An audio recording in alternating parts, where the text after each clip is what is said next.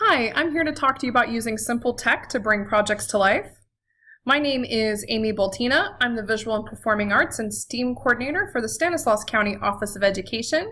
You can find me online at artfulartsyamy.com or at artfulartsyamy on Twitter and Instagram, facebook.com/artfulartsyamy. I've been blogging and talking about art education and art integration online since 2009. So let's just jump right in. This is a real infomercial project. It's called the Sauna Pants. And the idea is that you don't have to go to a sauna and spend money. You would just wear these pants and lounge around your house and get maybe some of the same benefits of a sauna. And that's kind of one of those cases of like our technology not really working so well for us. So I put that there to be kind of humorous, but also to remind you that it's really easy to get seduced by new technology projects and ideas. We see those all the time. There's always some type of new technology coming out. That's not me telling you that it's bad or to not try it. I love technology so much. I'm always exploring new technology, but you have to kind of use a critical eye and say, is this new technology really good for me right now? Am I going to use it for more than one project? Is it going to be meaningful for my students? So new isn't always better. And I want to remind you that you can really do awesome things with humble technology and materials. And that's what we're going to talk about today.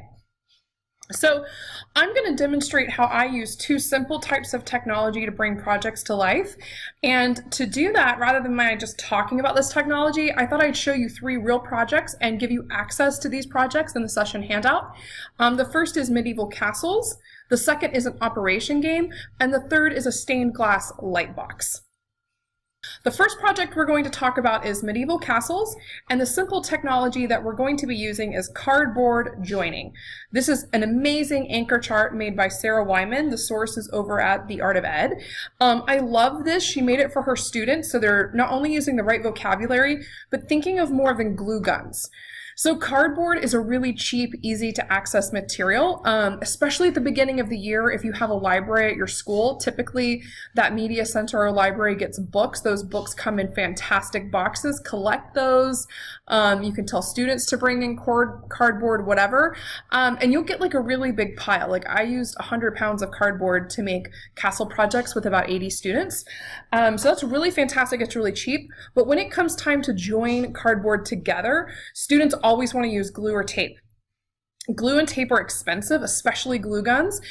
So if they can start to learn other ways to put things together, that's great. It also is sort of building into those critical thinking skills, creative skills, and it also forces them to work together in a group to problem solve, because usually the student that's really good at this sort of three-dimensional building is not always good at the 2D drawing. So it gives different people opportunities to be leaders. So we're going to dive right into this project.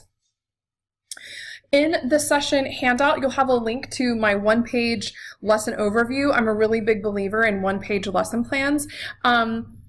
Here, this is really just your cliff notes. You have your standards, you have an overview, you have resources with links to things, you have the materials that you're going to need, and then you have a down and dirty process.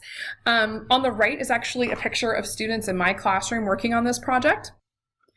So medieval castles in life, I typically do this with 6th grade and up. Usually no matter where you're at in the country, whether it's 6th grade or 7th grade, students study medieval time period in social studies. So it's a great time to sort of join this in. So it's older students, and what they're tasked to do is to build a castle by the end of this, but there's several lessons built into this unit. People always ask me, how long does this take you? I saw my students every day for 45 minutes for 18 weeks, and I will tell you this takes about a solid 3 weeks to do. That for me, because the other lessons that they're learning is fine, so you have to know what the pacing is in your classroom. So we talk about aerial perspective. It's not mandatory for this project, but usually perspective is a standard that we're starting to see in 6th and 7th grade, especially as it relates to 1.2 point perspective. I'm not really a big person on buying from teacher pay teachers, but there's a tremendous aerial perspective lesson, and it really helps you line item how to do that. And I know for a lot of teachers, teaching perspective is really challenging because drawing in perspective is hard for them, so it's a great place. So we talk about aerial perspective. Then we do a quick build where they only have about 10 minutes and they work in a group and they get all these sort of humble materials and they have to build a catapult that works. They cannot use devices. You don't have to use all the items, and you can break items, but you won't get them back. This is the variety of catapults that I've had.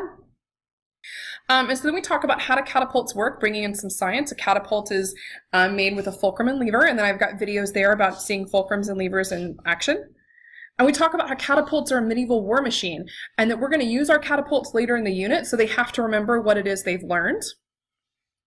So what does medieval mean? So this is kind of getting into the social studies. This would be a great point at which you could either collaborate with a social studies teacher and know that he or she is going to unpack that. But if you are also the social studies teacher or you want to cover it in your class, you have all that information here.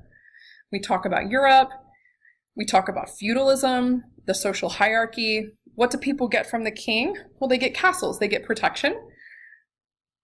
And we talk about the difference between a castle and a palace because students, because of Disney and all sorts of fairy tales, think that a castle is a palace, and a castle can be a palace, but a palace is not often a castle. So we kind of talk about those things. We look at the inside of castles versus palaces. They're a little different there. And we talk about what makes a building a castle, right? What are the demarcations? So a castle is a fortified building or a set of buildings. Conway Castle is an excellent medieval example. It was called the greatest fortress in Europe, so if you kind of want to get into a little bit more, you can. And see, this is where you're starting to see the aerial perspective, right? We drew aerial perspective. This is a blueprint, and it's sort of tapping into that aerial perspective a little bit. So they're going to design a blueprint for their own castle, and you get a copy of this sheet, which you can get to in the session handouts. And this sheet was going to help you plan. So what students have to do is they have to pick an item from or they have to use all the items from part A. So they have to have a great hall, crenellation, ashlar, wall walk, tower, and then they can pick a few items from part B. So they kind of have some items to optimize there. We break down what all of these items are and what they look like so they know, and they can make notes as they do this. I'm going to go a little fast. They love the murder holes, by the way. So we talk about storming a castle. It's not easy. There's a fantastic video from Robin Hood with Russell Crowe a few years ago of archers and swordsmen trying to storm a castle and just how difficult it was. And what's great is you see things like the arrow slits and the crenellation and the murder holes and the ouiboulette and the, and the gate being used. So that really helps the students to see that these castles were really designed this way to be a fortress. You can go into the trebuchet place if you want to. Here's storming a castle with a trebuchet. So they designed their own blueprint of a castle. This is one a student of mine did. So you can see there's her great hall and a kitchen, all that kind of stuff. And then they get into groups of 2 or 4 and they pick one castle blueprint and they're going to build that castle. Now they can change up the castle blueprint if they need to. We have cardboard assemblage commandments. And then they're going to build their castle. So I had over 40 students in this class and all 40 students are on task. They love this project. And again, it's really simple technology, just building with cardboard, but you can do a lot. Then we have a castle siege. So we're going to use the catapults we built. And you can also build one from home if you want. So some students choose to perfect. And then they're going to compete to take out each other's castles. Essentially, it's just a spitball and if it hits the castle, you get a certain number of points. If it gets inside the castle, you get a certain number of points. And you get both of these documents in the planning sheet. So this is sort of the castle project. Again, it's just really simple cardboard, but you're able to build really sophisticated things with it. So it's a very fabulous project and the students get a lot out of it. Our next project is the operation game, and it uses a simple circuit. On the left, that's a simple circuit. All it is you have your load, which is whatever you're trying to do. In this case, it's a light. And you have your power source, which in this case is a battery. And you have the rest of your circuit, which is our copper tape. You can see it in action over on the right. So people always say, well, that must be really expensive. This is a really cheap project. You have access to this handout in the session handout. Button batteries are about $25 for 100. Electrical tape is really inexpensive. LED, you can get like 300 to 1,000 even for about $5 to $10, just depending on where you look. So it's got all the things you need there. And then you also have a copy of the lesson plan that you'll have access to. And we're going to examine that a little bit in depth right now. So this is engineering and operation game. We talk about virtual reality and brain surgery. and we talk about how is this relative to what we're doing now. And then we're going to engineer our own virtual reality surgery model. So we start with a really small jewelry box. You can buy these on Amazon in like lots of like 100 for $10. They're very cheap. So we carve this in, and I'll tell you, I did this part for students. Model Magic, you're going to build your bones. You have access to this template, and that's where you're going to create your body. I'm going to glue it onto my lid. This is my LED, so I actually break down how to build circuits. So we're going to take our paper clip and we're going to wrap it around our hole. Then we're going to take 3 little cuts with a knife. So I did that for students. I push the brads in to secure the wire. Then I'm going to add a 3-volt button battery and an LED. So I've got some wire, and I'm going to make sure that my positive lead is wrapped, which is the long lead, is wrapped on my wire. Wrap with electrical tape. And then I'm going to wrap that around the brad. Again, secure with electrical tape. So I've got my wire, I've got my brad, I've got my battery. I'm going to tape down my battery. Just like that. And I'm going to check to make sure it works. I'm going to throw my bones in my box, put the whole thing together, and now I can test it out. And then I have a wonderful reflection that's available here for students to go through. And that's all there is to this simple circuit operation game. The last project I'm going to show you is a stained glass light box, and the simple tech is a parallel circuit. A parallel circuit is just a teensy bit harder than the simple circuit because you have 2 loads. In this case, I have 2 lights. For the light box, you're actually going to have 4 lights using 1 battery. So again, it's very humble materials. And this is what the lesson plan looks like. You have access to this. It takes you through all the steps. You've got all your standards over there. There's an overview where I actually have a PowerPoint about stained glass, specifically looking at Mosque Nasir al-Mulk Shiraz, which is known as the Pink Mosque. It's an excellent example. And so that PowerPoint, which again, you can access through the lesson plan, is right here. You can go there and learn more about Islamic geometry. Then you're going to digitally design and print Islamic art-inspired sacred geometry mandala using this application called Mandala Maker online. It's really cool. I'm going to show it to you right now. This is Mandala Maker. It's really easy. You can start in the middle. You can start wherever you want. And you can create all sorts of really cool designs by just clicking. You can always clear it. You can say, I want there to be less sections. Students always really want to get super sophisticated, but I really find easier and simple, they get much better designs. So that's Mandala Maker. When they're done, they can save and print. So now we're going to look at how do you make this in detail just a little bit more.